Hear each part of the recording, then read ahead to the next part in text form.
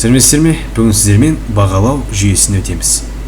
Бағалау жүйесін өту үшін біз ең алдымен студенттердің барлық тапсырмаларын көреміз, сонымен қатар бағалаймыз.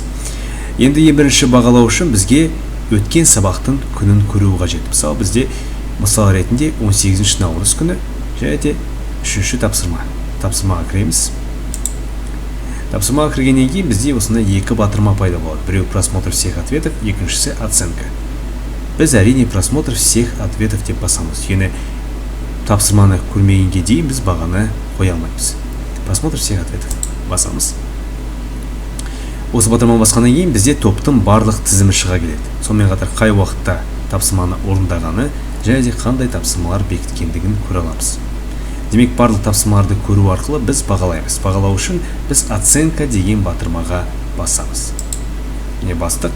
Енді осы батырма арқылы біз бағаны қоя аламыз. Міне оценка деген бөлім.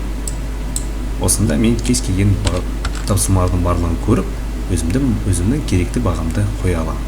Енді баға қойғаннан кейін біз міндетті түрде оны сақтауымыз қажет. Төменгі жақта орналасқан сохранить деген батырманы басу арқылы.